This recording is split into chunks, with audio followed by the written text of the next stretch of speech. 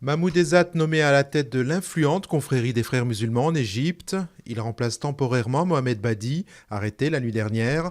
L'état d'urgence et le couvre-feu restent en vigueur. En 5 jours, les violences ont fait au moins 900 morts, en majorité parmi les manifestants pro-Morsi.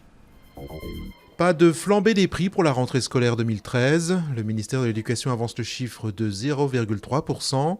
Pour Famille de France, la hausse est estimée à 1,4% pour un élève de 6e, alors que l'UFC Que Choisir parle d'une hausse limitée à 0,6%. L'allocation de rentrée scolaire, dont le versement débute aujourd'hui, a, elle, été revalorisée de 1,2%. Jean-Marc Ayrault et Manuel Valls à Marseille au lendemain d'un nouveau règlement de compte et de la mort d'un homme de 25 ans en plein centre-ville.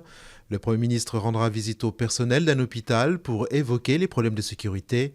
Le ministre de l'Intérieur, Manuel Valls, a de son côté promis des moyens supplémentaires à la police judiciaire marseillaise. Amina quitte les Femmes. La militante tunisienne libérée en août après 2 mois et demi de détention a annoncé qu'elle était désormais en désaccord avec le mouvement féministe.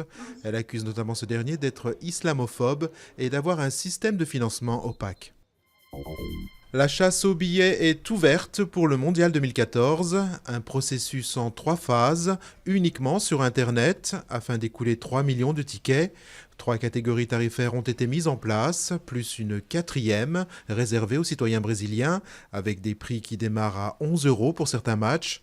Malgré ce geste tarifaire de la FIFA, le ticket d'entrée dans les stades s'annonce très élevé pour la grande majorité des Brésiliens.